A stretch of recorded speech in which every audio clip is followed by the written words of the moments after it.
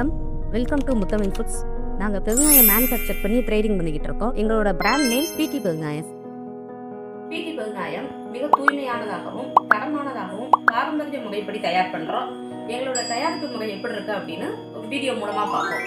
அரபு நாடுகள்ல இருந்து இறக்குமதி செய்யப்பட்ட உணவுக்கு பயன்படுத்தக்கூடிய முதல் ரக கோந்து தான் நம்ம பெருங்காயத்துக்கு உபயோகப்படுத்துவோம். அதோட கடுகெண்ணையும் பெருங்காயத்துக்கான மூலப்பொருளை தண்ணியில கலந்து மாவு பிணைய யூஸ் பண்ணுவோம். இந்த மிஷின்ல நம்மளுக்கு 50 கிலோ மாவு வரைக்கும் பிணையலாம். ஆனா நம்ம அவ்வளவு பிணைய மாட்டோம். ஏன்னா இங்க முழுக்க உற்பத்தி, பேக்கிங், காய வைக்க எல்லாமே பெண்கள் மட்டும்தான். பெண்கள் மூலமா மட்டுமே இயங்கக்கூடிய கம்பெனி. அதனால அவங்களால எவ்வளவு முடியுமோ அந்த அளவு தான் நம்ம மாவு போடுவோம். இப்ப இப்படி ஒன்னா சேர்ந்து பிணைஞ்ச மாவை அப்படியே ஷீட்டிங் மிஷினுக்கு கொண்டு போவோம். ஷீட்டிங் மிஷின் என்ன பண்ணும்னா, நம்ம இங்க நல்லா பிணைஞ்சாலும் இன்னும் ஷீட்டிங் மிஷின்ல 7-8 தடவை அவங்க ஷீட்டா கொடுக்கும் போது நல்லா பிளெண்ட் ஆகி நம்மளுக்கு ஷைனிங்காகவும் ஷேப்பும் நல்லா கிடைக்கும். இப்படி ஷீட் மிஷின் கொடுத்ததை கட்டிங் மிஷினுக்கு தேவையான அளவுக்கு சின்ன சின்ன துண்டுகளா கட் பண்ணுவோம். இப்படி கட் பண்ற ஷீட்டுகளை காய விடணும். குறிப்பிட்ட கால இடைவெளிக்கு காய விட்டுட்டு தான் நம்ம கட்டிங் மிஷினுக்கு போடுவோம். கட்டிங் மிஷின் போனா என்ன ஆகும், அப்படியே நம்மளுக்கு துண்டு காயமா கிடைக்கும். இந்த துண்டு காயங்களை கட் பண்ண உடனே அப்படியே துண்டோட ஷீட்டாவே பாயில போட்டுருவோம். ஏன்னா